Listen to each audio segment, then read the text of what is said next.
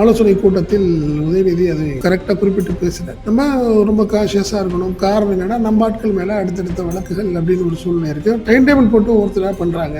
இந்த 100 நாட்களில் மட்டும் என்னை மட்டும் கைது செய்யலை. அங்கே யார் யாரெல்லாம் போராட்டம் பண்ணாங்களோ அவங்க மேலாம் வழக்கு பதிவு செஞ்சிருக்கிறாங்க. வாக்கு சீட்டு முறையை மீண்டும் கொண்டு வர வேண்டும் திமுக ஒரு தீர்மானம் போட்டது. காரணம் என்னன்னா, அந்த குளத்தூரில் உள்ள இவிஎம் மிஷின்ல முறைகேடு இருக்குங்கிறத நீங்க 2-3 வருஷமா போராடிட்டு இருக்கீங்க. இப்போ ஒரு எவிடன்ஸ் கிடைக்குது உங்களுக்கு. அது எந்த கட்சியா இருந்தா என்ன? 2029 தேர்தலுக்கு முன்னாடி இந்த ஒரு மூமெண்ட் பெரிய லெவல்ல இருந்ததுன்னா பிஜேபிக்கு ஒரு பெரிய சங்கடத்தை கொடுக்கும். ஜனநாயக சக்திகள் எல்லாமே காங்கிரஸ் ஸ்டாண்டை எடுக்கணும், அதை நீ ஆதரிக்கணும்னு சொல்லும் போது இப்ப இந்த குளத்தூர் இஷ்யூல நீங்களாம் காங்கிரஸா வாலண்டியரா சப்போர்ட் பண்ண வேணாமா? பலாயிரக்கணக்கான விவசாயிகளுடைய குடும்ப நிலை பட்டினி சாவுக்கு கண்டிப்பாக இந்த முறை நடக்கிறதுக்கான வாய்ப்பு அதிகம். இது வரைக்கும் மழை இல்லை. இந்த விஷயத்தில் டிவிக்கே ரொம்ப அலட்சியமாக இருக்குது.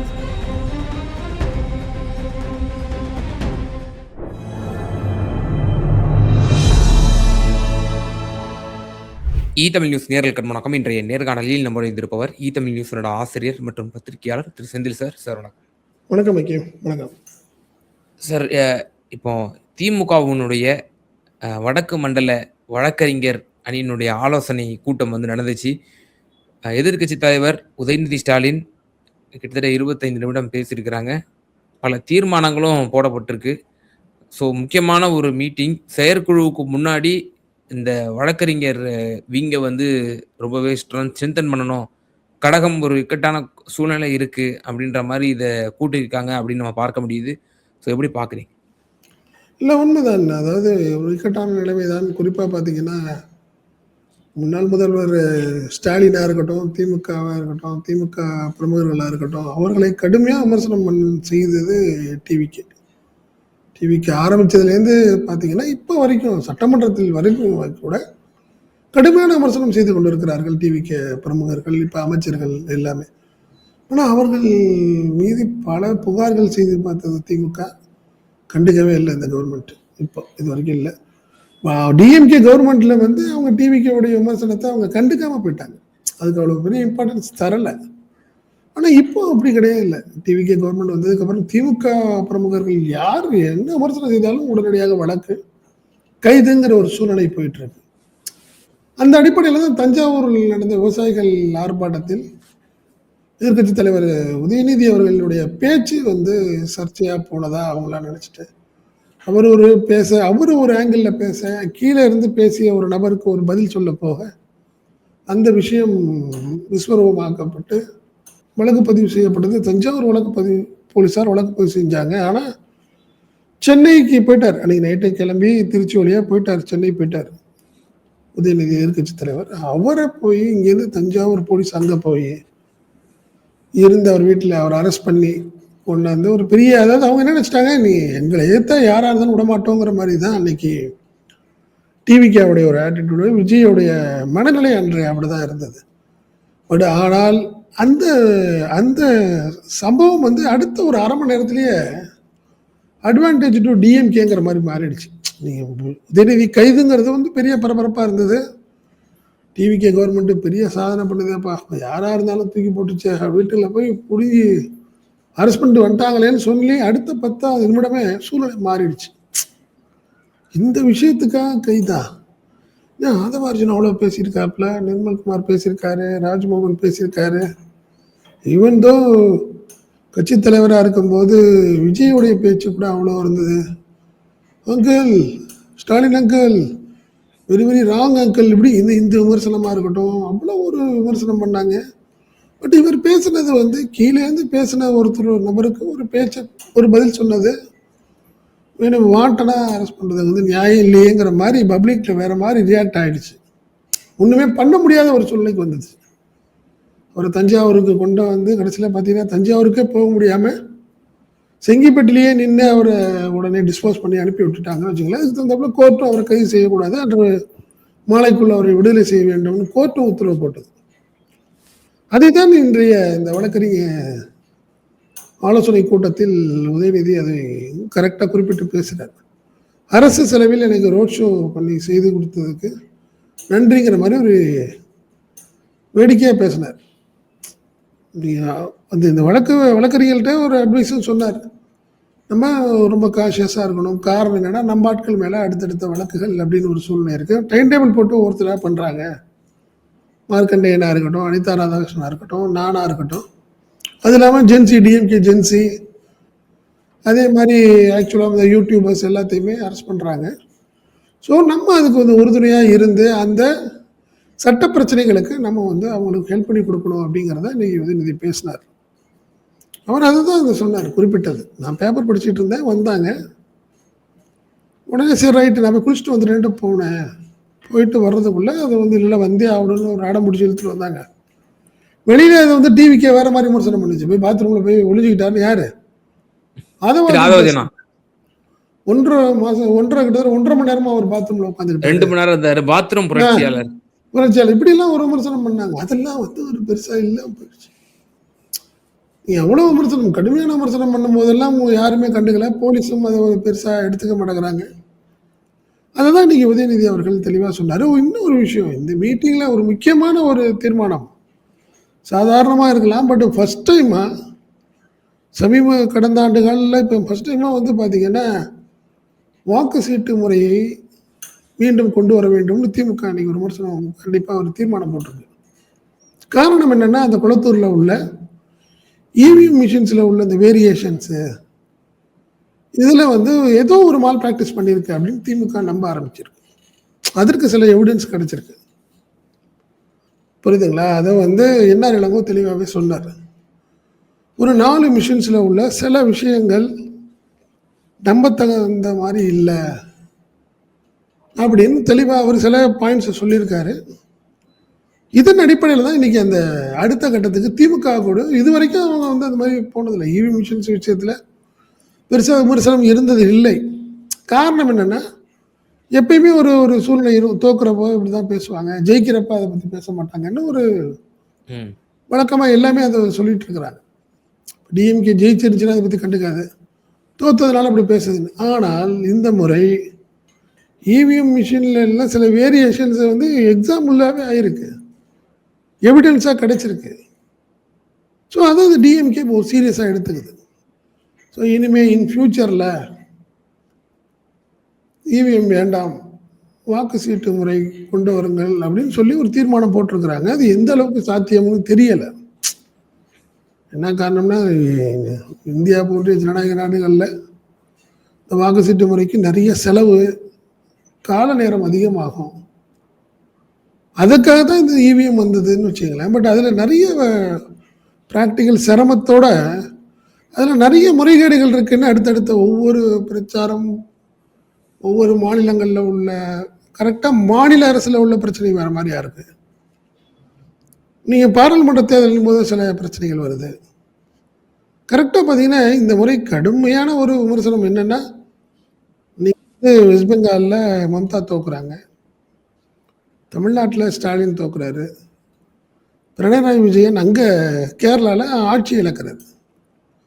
இப்படி ஒரு சூழ்நிலை எல்லாம் பார்த்தீங்கன்னா இவங்க எல்லாம் 3 பேருமே கடுமையாக பிஜேபி எதிர்த்தவர்கள். அதனால அவங்கள குறிவைக்கப்பட்டு அவங்களை எல்லாம் தோற்கடிக்கப்பட்டிருக்கிறார்கள் இவிஎம் மூலம் அப்படிங்கிற ஒரு விமர்சனம் வந்துகிட்டு இருக்கு. இதுக்கு தகுந்தாப்புல சில எவிடன்ஸும் கிடைக்குது, குளத்தூர்ல சில எவிடன்ஸும் கிடைச்சிருக்கு. அதனாலதான் திமுக அதை ஒரு சீரியஸா பார்க்க ஆரம்பிச்சிருக்கிறது. தொடர்ந்து இவிஎம்ஐ ஒழி, வாக்குச்சீட்டை வழி அப்படின்ற ஒரு இயக்கம் மூமெண்ட்டும் வந்து பொன்ராஜ், திரு பத்திரிகையாளர்கள் எல்லாரும் சேர்ந்து இதை வந்து முன்னெடுத்திருக்காங்க. அதையும் திமுக தலைவர் கவனத்துக்கு கொண்டு போனாங்க, ஆதரவு கொடுக்கணும் அப்படின்னு சொல்லி.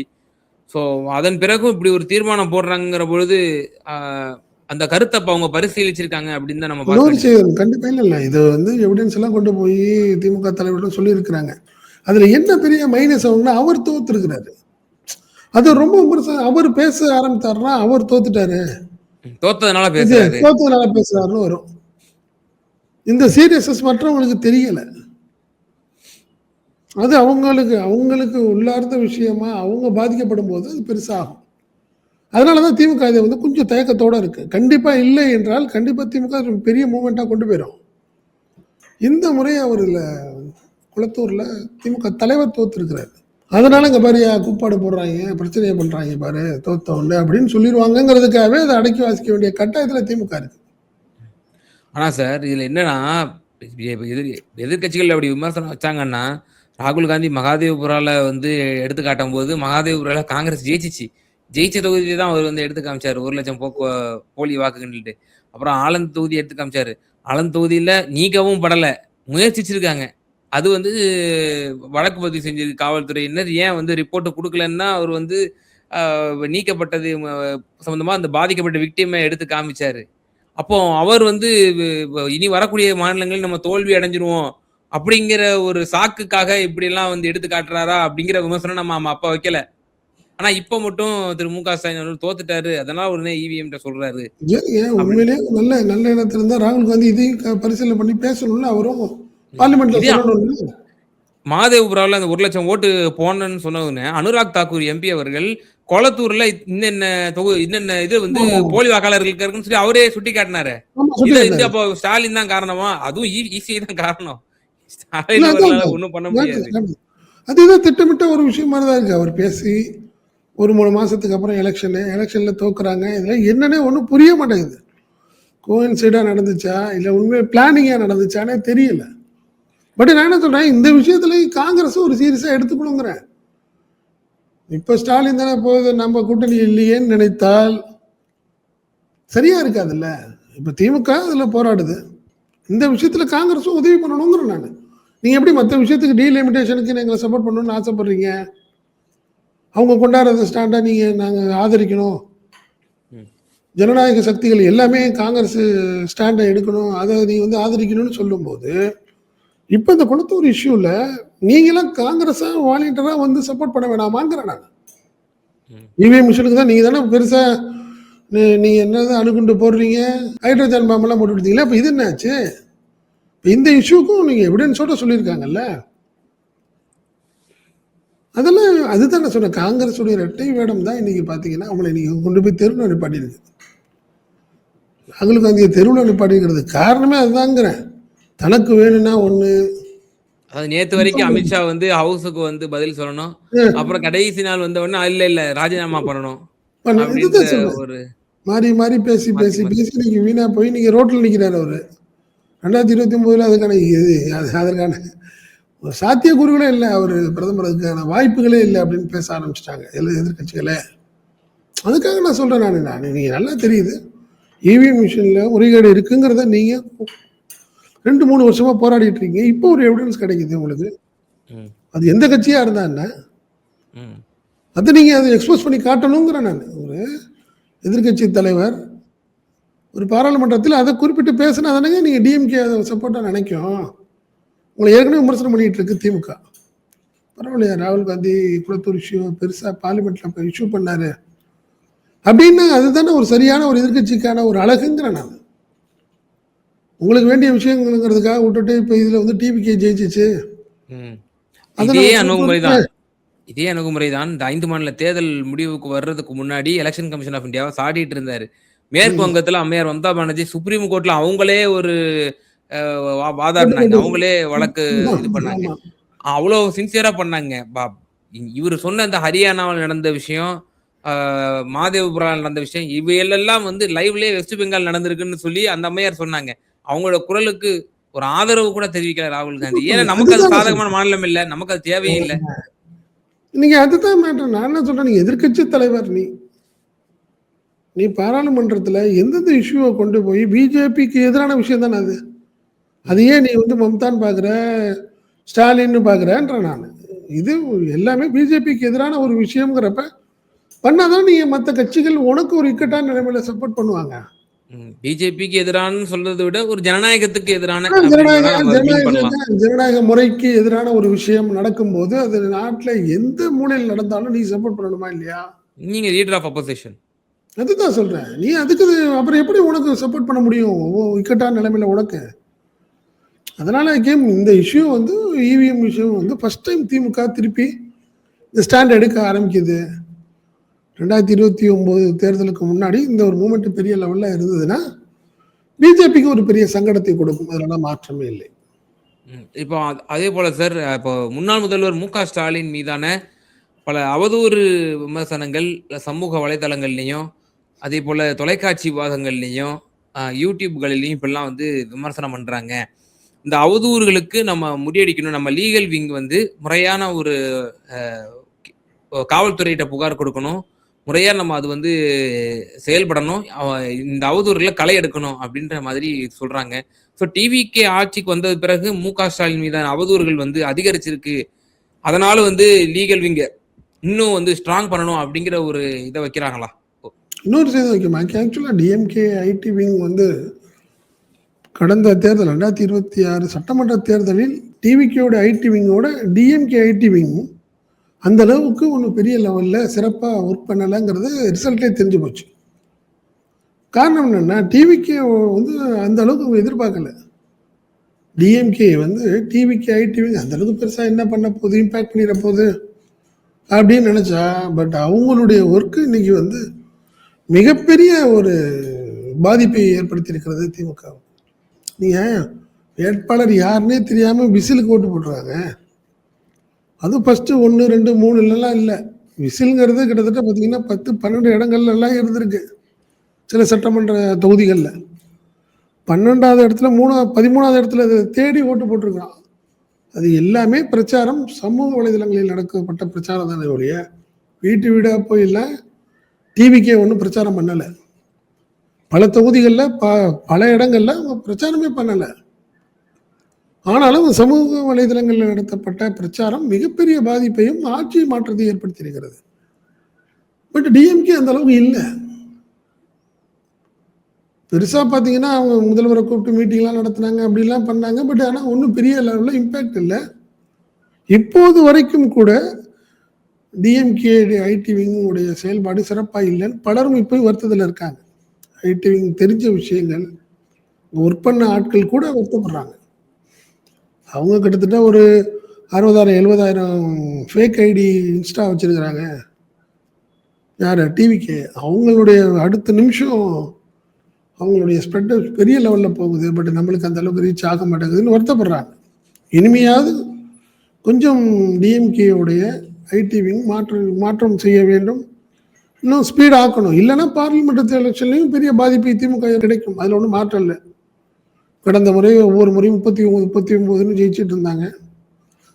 டீலிமிட்டேஷன் வந்துச்சுன்னா 69 ஆயிடுன்னு வைங்க. அப்படி ஒரு சூழ்நிலை வரும்போது நீங்கள் 59க்கு 59 அப்படின்னு ஒரு சூழ்நிலை கிடைக்குமா அப்படிங்கிறது மிகப்பெரிய கொஸ்டின் மார்க் இப்பயே. காரணம் கூட்டணி கட்சிகள் இந்த பிரச்சனைகள்லாம் இருக்கிறது இருக்கும்போது பார்த்தீங்கன்னா அந்த அளவுக்கு இருக்க வாய்ப்பு இல்லை. நீங்கள் ஐடி விங்கும் கொஞ்சம் பெரிய லெவலில் ஒர்க் பண்ணிடலன்னா இன்னும் ஒரு பெரிய பாதிப்பை திமுக சந்திக்க நேரிடும். அதில் மாற்று கருத்தே கிடையாது. ஆமாம், அதில் உண்மை இல்லை. கண்டிப்பாக ஐடி விங் இன்னும் வேறு மாதிரி பரிணாம வளர்ச்சியை வேறு மாதிரி காட்டிக்கணும். அப்போ தான் அது பெரிய வெற்றியை கொடுக்குமே ஒழிய இல்லைன்னா கஷ்டம்தான் அப்படிங்கிறது தான் உண்மை. சார், இறுதியான ஒரே ஒரு கேள்வி. அந்த தீர்மானம் மேகதாதுவுக்கு எதிரான ஒரு தீர்மானமும் போட்டிருந்தாங்க, அணை கட்டுதல். இதை வந்து உதயநிதி ஸ்டாலின் அவர்கள் அட்ரஸ் பண்ணியிருக்காங்க. நானுமே கூட அந்த தஞ்சை போராட்டத்தில் வந்து கடுமையாக அந்த அரசை வந்து சாடினேன். ஒரு டம்மி ஒரு அரசு, ஒரு முட்டாள்தனமான ஒரு அரசு, இது விவசாயிகள் நடுத்தேரில் வெட்டிட்டாங்க இப்படின்னு கடுமையாக நான் சாடினேன். ஒருவேளை ஒரு ஆத்திரமா வந்து கடுமையாக சாடினதுனால தான் என்னை வந்து கைது செய்றதுக்கு போலீஸ் வந்துட்டாங்களோ அப்படின்னு நினச்சிட்டு இருந்தேன். கைது செய்ய வரும்போது கூட நான் பேப்பர் தான் படிச்சுட்டு இருந்தேன்றாரு எதிர்கட்சி தலைவர். அப்படின்ற ஒரு விஷயம் சொல்லிட்டு இதை வந்து பார்த்தா நான் காவேரி நீருக்காக குரல் கொடுத்தேன், ஆனால் என்னைய வந்து அரெஸ்ட் பண்ணியிருக்காங்க அப்படின்ற ஒரு இதையும் அவர் வந்து சொல்லியிருந்தாரு. ஸோ இப்போ இந்த வேளாண் இஷ்யூ அதுக்கும் வந்து இந்த தீர்மானம் வந்து போடப்பட்டிருக்கு. அப்போ தாவேக்கா ஒவ்வொரு இதுலயும் சிறப்பா டைவர்ஷன் பாலிடிக்ஸும் அவங்க கடமைக்கும் அவங்க பக்காவா செய்யறாங்க அப்படின்னு தான் நம்ம புரிஞ்சுக்க வேண்டியிருக்கா? 100% நீங்க விவசாயிகள் பிரச்சனை குறுவை முடிஞ்சிருச்சு. உங்களுக்கு குறுவை சாத்தியமே இல்லாமல் போயிடுச்சு. நீங்க மினிமம் 100 ஃபீட்டு வந்தால் தான் மேட்டூர் திறக்கிறதுக்கான வாய்ப்பு இல்லை. இது வரைக்கும் அதுக்கான வாய்ப்பே இல்லை. கிட்டத்தட்ட எனக்கு தெரிஞ்சு இன்னும் ஒரு மாதத்துக்கு மேலே ஆகும் 100 அடியை வந்து மேட்டூர் அணை எட்டுறதுக்கு கிட்டத்தட்ட இன்னும் ஒரு மாதம் ஆகும்.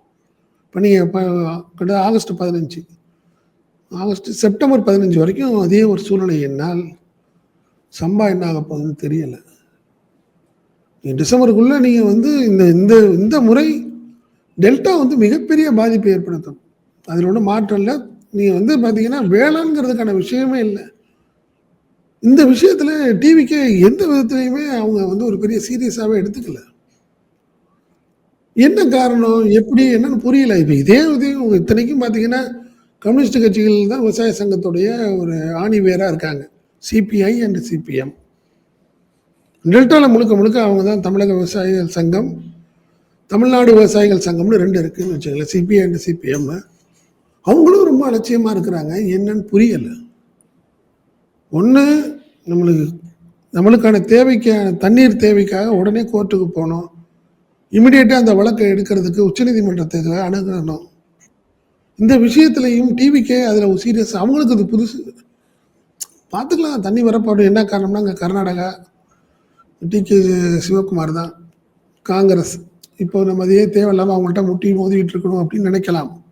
ஆனால் இங்கே விவசாயிகள் பலாயிரக்கணக்கான விவசாயிகளுடைய குடும்ப நிலையும் பட்டினி சாவுக்கு கண்டிப்பாக இந்த முறை நடக்கிறதுக்கான வாய்ப்பு அதிகம். என்ன காரணம்? நீ மழையும் இருக்கணும், மழையும் இல்லை, பெருசா இல்லையே, இது வரைக்கும் மழை இல்லை. இந்த விஷயத்துல டிவிக்கே ரொம்ப அலட்சியமா இருக்குது. கேட்டா நானும் போய் பேசலான்னு பார்த்தேன். 2 நாட்டுக்கு சண்டையே வந்து உட்காந்து சமாதானமா பேசி ஈஸியா முடிச்சிடலான்னு. ஏன் நான் போய் பேசி பார்த்தா சரியா இருக்காதான்னு அப்படிங்கிற மாதிரி விளையாட்டா பேசுறாரு. என்ன அவமானாலும் நான் தாங்கிக்கிறேன் தமிழ்நாட்டுக்காக.